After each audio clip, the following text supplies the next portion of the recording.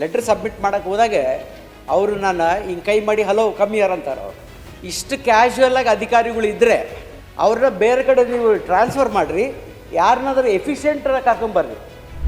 ಇವೆಲ್ಲ ಇವ್ರು ಏನು ಮಾಡ್ತಾ ಇದ್ದಾರೆ ಸಚಿವರೇ, ಸಭಾಪತಿಯವರೇ, ಒಂದು ಲೀಸ್ ತಗೊಳ್ತಾರೆ, ಒಂದು 3 ವರ್ಷದಲ್ಲಿ ಅದನ್ನ ಖಾಲಿ ಮಾಡ್ತಾರೆ, ಖಾಲಿ ಮಾಡಿ ಹೋಗ್ಬಿಡ್ತಾರೆ. ಅದಕ್ಕೆ ಎನ್ವಿರಾನ್ಮೆಂಟಲ್ ಮೆಷರ್ಸ್ ಇರೋದಿಲ್ಲ, ಎನ್ವಿರಾನ್ಮೆಂಟಲ್ ಪ್ರೊಟೆಕ್ಷನ್ ಮಾಡೋದಿಲ್ಲ, ಮೈನ್ ಕ್ಲೋಸರ್ ಪ್ಲ್ಯಾನ್ ಮಾಡಲ್ಲ. ಸಭಾಪತಿಯವರೇ, ನನ್ನ ಪ್ರಶ್ನೆ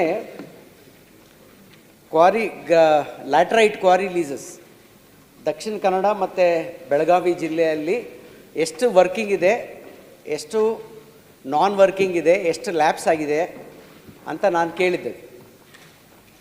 ಇದ್ರ ಪೂರ್ವಕ್ಕೆ ಇದಕ್ಕಿಂತ ಮುಂಚೆ ಒಂದು ಸ್ಮಾಲ್ ನಿಮಗೆ ಒಂದು ಉದಾಹರಣೆ ಹೇಳ್ತೀನಿ. ಅಧಿಕಾರಿಗಳದ್ದು ನಡವಳಿಕೆ ಇದೆ. ನಾನು ಈ ಇನ್ಫಾರ್ಮೇಷನ್ ಕೇಳಲಿಕ್ಕೆ director of mains and geology ಹತ್ರ ಹೋಗಿದ್ದೆ ಲೆಟ್ರ್ ಸಬ್ಮಿಟ್ ಮಾಡಲಿಕ್ಕೆ. ಲೆಟ್ರ್ ಸಬ್ಮಿಟ್ ಮಾಡೋಕ್ಕೆ ಹೋದಾಗೆ ಅವರು ನಾನು ಹಿಂಗೆ ಕೈ ಮಾಡಿ ಹಲೋ ಕಮ್ಮಿ ಯಾರು ಅಂತಾರೆ. ಅವರು ಇಷ್ಟು ಕ್ಯಾಶುವಲಾಗಿ ಅಧಿಕಾರಿಗಳು ಇದ್ದರೆ ಅವ್ರನ್ನ ಬೇರೆ ಕಡೆ ನೀವು ಟ್ರಾನ್ಸ್ಫರ್ ಮಾಡಿರಿ, ಯಾರನ್ನಾದ್ರೂ ಎಫಿಷಿಯೆಂಟಾಗಿ ಕರ್ಕೊಂಬರ್ರಿ.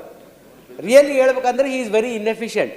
ನಾನು 4 ಲೆಟರ್ಸ್ ಕೊಟ್ಟಿದ್ದೀನಿ, ಮಾರ್ಚ್ ಆದಮೇಲೆ 4 ಲೆಟರ್ ಕೊಟ್ಟಿದ್ದೀನಿ, ಇನ್ನವರೆಗೆ ಒಂದು ರಿಪ್ಲೈ ಬಂದಿಲ್ಲ.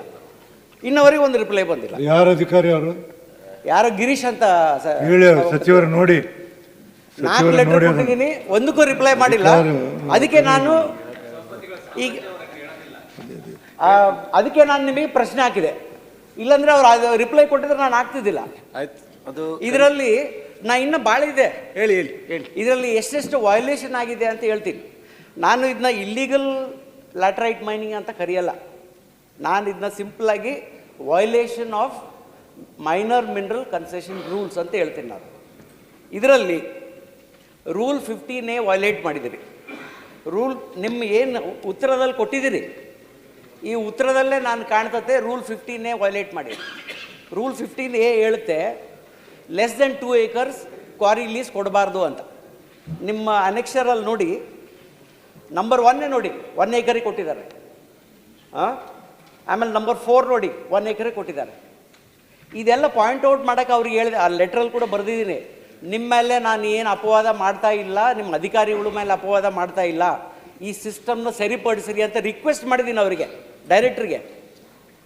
ಅಂದರೂ ಕೂಡ ಏನು ಆ್ಯಕ್ಷನ್ ಇಲ್ಲ. ನಾನು ಕೇಳಿದ್ದು ಈ ಬೆಳಗಾವಿ ಮತ್ತು ದಕ್ಷಿಣ ಕನ್ನಡದಲ್ಲಿ it is environmentally sensitive area. ಈಗ ಕ್ವಾರಿ ಲೀಸಸ್ ಅದು ಅವಧಿ ಮುಗಿದ ಮೇಲೆ, ಇಲ್ಲಾಂದರೆ ಕ್ಯಾನ್ಸಲ್ ಆದರೆ they are suppose to do environmental management plan on a regular basis and mine closure plan after it closes. ನಂದು ಪ್ರಶ್ನೆ ಇದ್ದಿದ್ದು, ಎಷ್ಟಕ್ಕೆ ಎನ್ವಿರಾನ್ಮೆಂಟಲ್ ಮ್ಯಾನೇಜ್ಮೆಂಟ್ ಪ್ಲ್ಯಾನ್ ನೀವು ಇಂಪ್ಲಿಮೆಂಟ್ ಮಾಡಿಸಿದಿರಿ, ಎಷ್ಟು quarry leases which have closed ಅದಕ್ಕೆ ಮೈನ್ ಕ್ಲೋಸರ್ ಪ್ಲ್ಯಾನ್ ಮಾಡಿದಿರಿ ಅಂತ ಕೇಳಿದೆ. ದಕ್ಷಿಣ ಕನ್ನಡದಲ್ಲಿ ನನ್ನ ಲಿಸ್ಟ್ ಪ್ರಕಾರ 11 ಕ್ವಾರಿ ಲೀಸಸ್ ಕ್ಲೋಸ್ ಆಗಿದ್ದಾವೆ. ಬೆಳಗಾವಿಯಲ್ಲಿ 28 ಕ್ಲೋಸ್ ಆಗಿದ್ದಾವೆ. 2 ರನ್ ಆಗ್ತಾಯಿದೆ, 19 ರನ್ ಆಗ್ತಾಯಿದೆ ದಕ್ಷಿಣ ಕನ್ನಡದಲ್ಲಿ. ನಿಮ್ಮ ಲಿಸ್ಟಲ್ಲಿದೆ, ನನ್ನ ಡೇಟಾ ಕೂಡ ಅದೇ ಇದೆ. ಈಗ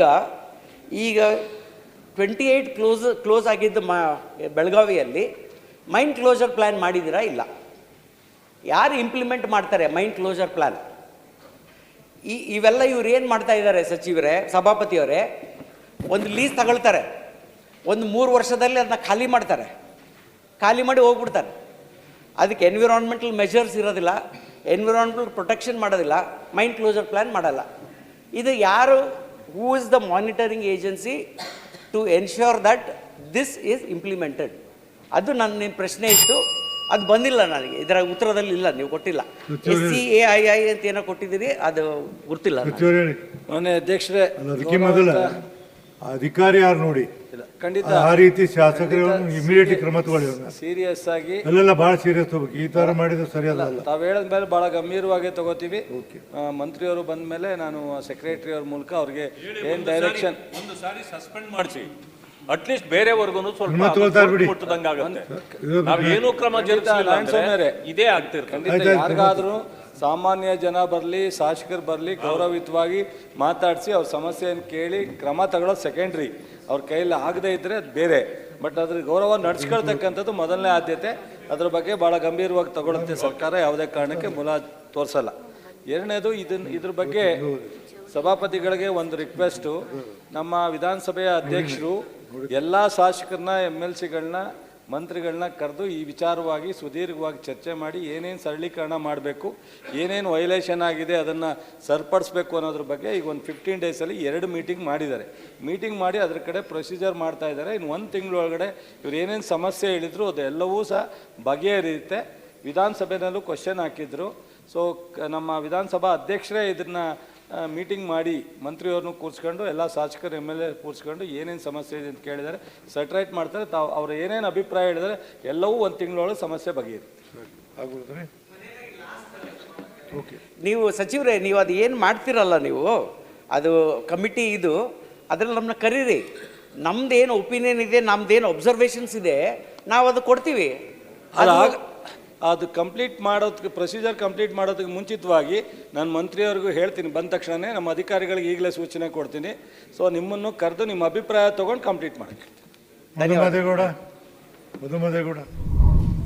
ಮತ್ತಷ್ಟು ವಿಶೇಷ ವಿಡಿಯೋಗಳನ್ನು ನೋಡಲು ಮತ್ತು ಹೊಸ ವಿಡಿಯೋಗಳ ಬಗ್ಗೆ ತಿಳಿಯಲು ಈ ದಿನ .com ಯೂಟ್ಯೂಬ್ ಚಾನೆಲ್ ಸಬ್ಸ್ಕ್ರೈಬ್ ಮಾಡಿ ಮತ್ತು ಬೆಲ್ ಐಕಾನ್ ಕ್ಲಿಕ್ ಮಾಡಿ.